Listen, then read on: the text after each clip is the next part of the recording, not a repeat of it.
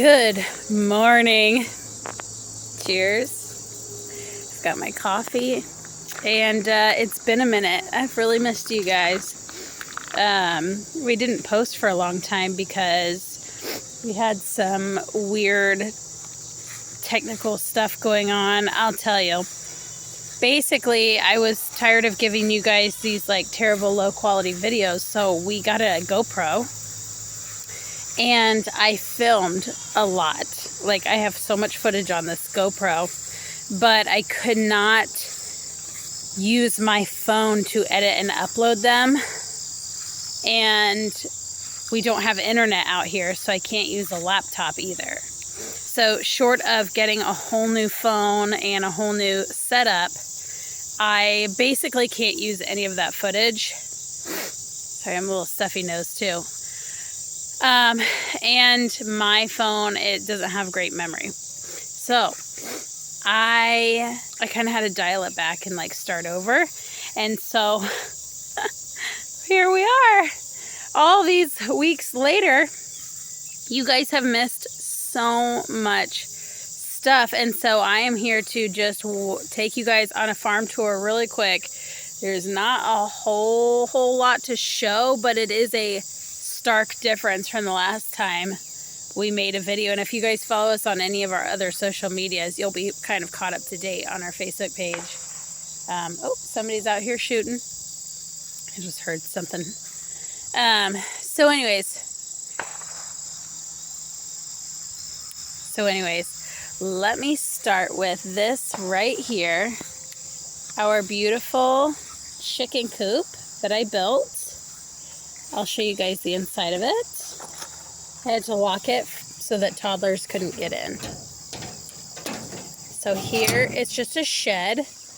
There's all the girls. So these were the little chicks. You guys remember them? They got big.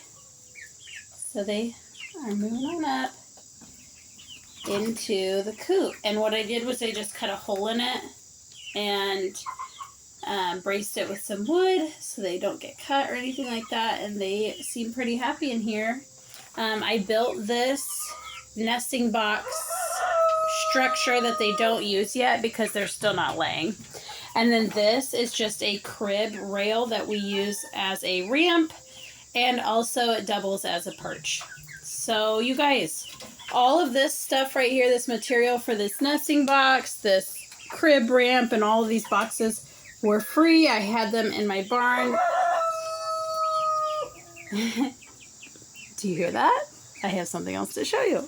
So like I was saying, everything inside the coop that I built for the chickens was free. I had all of that scrap wood and those boxes and stuff laying around. I had an old crib that kind of broke down a little bit, and so I used the drawers off of it and a little bit of a crib rail, and the chickens love it. And then there's this guy. This is Rip. Say hey, buddy. He is our Australorp rooster. He's really busy crowing this morning. Show him your wings, buddy. He's a pretty sweet guy. So far we haven't had any issues with him. He's free range, and the pullets are not because they're too young for him, and we don't want him getting aggressive, so we have decided to keep him separate, at least for now. And so the girls are in this run that we built, and this is a 10 by almost 30, I think 28, 10 by 28. I should measure it, but I'm pretty sure those were the specs on it. And they love it. They seem to really like it. It's giving... Oh, I got chickens fighting. Yeah, they're getting bigger, so there's the chickens. We moved them out when they were just fully feathered. And then in order to get them to start using the coop, we put their food and water in there, and now they just naturally put themselves up at night because that's what chickens do. And the rooster sleeps on top of the fence every night. So we don't put him up. We haven't had issues with predators really, but we've got dogs running around and everything else. Do you guys remember my tomatoes and my sunflowers and everything. Here's the tomatoes. Look at all these tomatoes. I need to think about picking a couple today, it looks like. I've started moving my containers. Here's the sunflowers, and they're past their prime already, but they're still looking really good. I've got a lot of blooms still going. The watermelons were a little bit of a bust because the ground here, I just had to do some research, but it looks like not enough calcium. Okay, so moving on to the next thing I want to show you guys. I had this all filmed, all these different steps that we went to get this project, this next project I'm going to show you, get this done. Can you hear them? And I didn't post any of it because I couldn't. So here it is. Our goats. We have a goat enclosure here that we did with electric fence. This was very expensive. Oop, and there's Magnolia and Lemon. Lemon is the white one and Magnolia is the brown one. And what a little fun thing about these goats is that, about Magnolia there, the little brown girl, she might be pregnant. We're still keeping an eye on her because we're not sure. We've had them for 2 months, I think. And this electric ribbon, the solar panel that we have right here, these fence posts, which we did kind of go cheap on the fence posts, and all this stuff that you see, it was around $300. So we did spend some money on this goat enclosure, and the idea is that we'll stick them in here in this tree line and they'll clear it out for us, and then we'll move them. And I think we may have some other plans for these goats as well, but I will talk more about that whenever I get more information. But I'll walk you guys around this a little bit so you can kind of see how big it is, see what $300 gets you. We do have 4 ribbons on this side and 3 on the front. I think 3 would have been fine, but that's just one roll. And it was the smallest roll. So it kind of goes around here and all the way around here. And then through the trees right over there. And I would say, if I had to guess how big this was, I would say it's about 50 feet on this side, maybe 20 on this back side. If I had to do dimensions, I would do like a 50 by 20. If I had to give it dimensions. Okay, and so you can see them right in there. Hopefully you can. They've started to clear that out. You guys, that was brushed so thick that you couldn't even see in there. And so they have been working on it.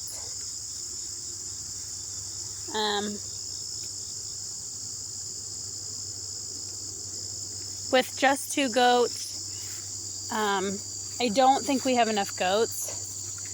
But for now, they're not going to overgraze. They're not going to overpasture this or overgraze this little tree line area that they're in. They're not really at risk of getting worms from one another the way that we have them. It just seems like the 2 of them are doing okay. I would like to get maybe like 1 more adult goat.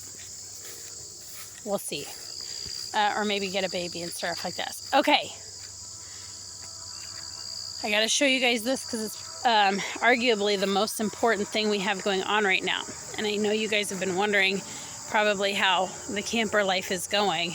And it's going fine. And I'll give you an update on that. But right here where I'm standing, this area that's all mowed, this is where our house is going to be very, very soon. So from this corner of these flowers right here that I planted, about to like somewhere in here will be like the very front of the house. So it's going to be at an angle. It's hard to imagine, but Molly's standing kind of like front of the house. And then the house would be right here. So we've got it all knocked down and mowed, and I'm not sure what date this will post, but probably by the time you see this, we'll be a few weeks away from breaking ground, because we're going to break ground on the last week of September, and that's when the foundation guys are going to come in and start pouring foundation. So we are like so incredibly pumped for that, obviously. So we are really pumped about the house, obviously. We've been waiting a long time to get our like whole plan together, and it's a lot, you guys. We definitely chose the hardest version of building a house. We are still like on a good track. It's still going to take us a really long time until we can live in this house, but like structurally, the house will be up and it'll be dried in probably by Thanksgiving. We'll have a standing house that'll be ready for finishes. So that's very exciting. I was going to show you guys, we turned our camper around. It was facing that way. Now it's facing this way. And then we had our excavator come in and dry this up. You guys remember when we had like a river running through here, and I had to drain it down the hill? It still drains down the hill. It sifts through the rock and goes down my dry creek. But we don't have standing water up here anymore. We have a bigger area, like living area up here now. And we came in with these like number 11 rocks. So they're a little bit finer and like smaller. And we're loving it, so that's great. And then we added my dad's camper down here. We've been working really hard on just making accommodations for him because he's helping us so much. And here's our barnwood. My dad was working on it this past weekend. So a lot of good things happening. 2 more things. Oh wow, there's so many new things on the farm. I'll show you this first. Here are some baby chickens. They need fresh water this morning and they're dumped their food out, so that's great. Some new chicks. We got some Australorps so that we can breed full Australorps as meat birds and to sell as eggers. So we are pretty excited about that. And if you're following us on social media, you already know we have our washer and dryer wired up, hooked up to water. I am aware that this is not winterized, but we are working on that. I'm drawing up a materials list and a plan, and we're gonna frame in a room around it, a utility room, and it'll include the washer and dryer, and it'll also include that outdoor refrigerator. So we've got a full-size refrigerator out here for back stock because we are going to be out here long term, you guys. What else? I think that's it. So that's the big farm update. Sorry if that felt like drinking out of a fire hose, but we really wanted you guys to see what all we have done since we left off last. We have a lot going on. I have so many ideas in my head about moving forward with farm endeavors, and hopefully some things that will become profitable, and we'll start to get more of the business part of the farm up and running. That's the idea. And obviously our main focus right now is getting the house built and getting the kids secure in that, and getting our lives just kind of normal. But we are living normally. We've got the camper. Everything's going well with the camper. So far so good. It's a tight space. So like lately we've had this like massive heat wave and we've had to stay inside. So on days like that, it's kind of a bummer. You just cannot be outside. And I know that days like that are coming for winter as well. So mentally we are prepared for that. But We spend most of our time outside, and so the camper is fine. The situation with the camper is totally fine. And then being able to utilize the barn for things like washer and dryer help a lot. But yeah, I mean, we're basically like pioneering this land here. It's definitely, like I said, the hard way that we've chosen.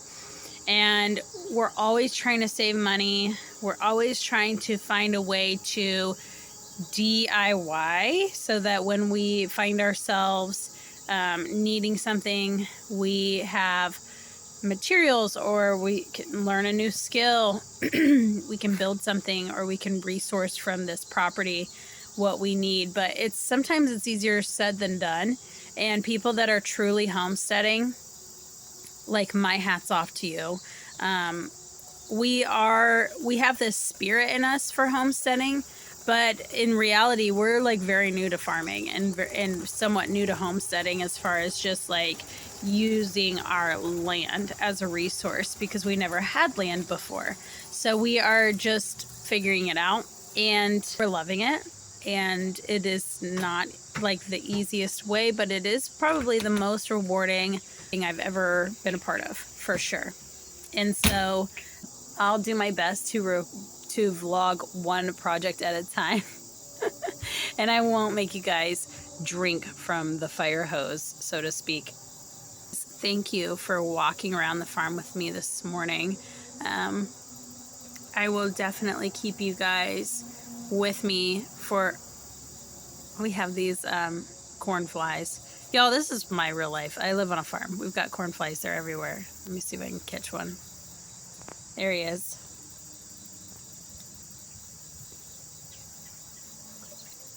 Oh, look who's joining me. Hey, Duke. Duke is our white boy kitty. He's been really a nocturnal guy since we've been here. And he likes to be out in the woods. He kind of ditched us civilians, for the wilderness. So, morning, guy.